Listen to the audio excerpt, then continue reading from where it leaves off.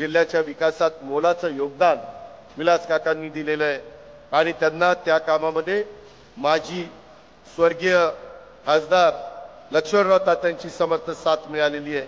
सातारा जिल्ह्याच्या समाजकारणात राजकारणात एकेकाळी विलास काका आणि लक्ष्मण तात्या ही राम लक्ष्मणाची जोडी होती म्हणून ओळखली जायची। स्वर्गीय यशवंतराव चव्हाण साहेब आणि देशभक्त आबासाहेब वीर यांच्या मार्गदर्शनावर त्यांच्या विचारावर काम करणारी हे दोघे नेते होते। आता काका तात्या अनेक वर्ष हातात हात घालून जिल्ह्याच्या विकासाचं काम त्यांनी केलं। त्यांच्यात असणारा हा मैत्रीचा धागा त्यांच्या पुढील पिढींना देखील म्हणजेच मकरंद आबांनी म्हणजेच नितीन काकांनी आणि ॲडव्होकेट उदयसिंह पाटलांनी यांना पुढे न्यायचा आहे। तो त्यांनी न्यावा, तो त्यांनी जपावा आणि ज्या जिल्ह्याचा विकास साधावा। त्याच्यामध्ये मला आनंद आहे की मकरंद आबांनी ॲडव्होकेट उदयसिंह पाटलांना राष्ट्रवादीत म्हणजेच यशवंत विचाराच्या मुख्य प्रवाहात येण्याची साथ घातली।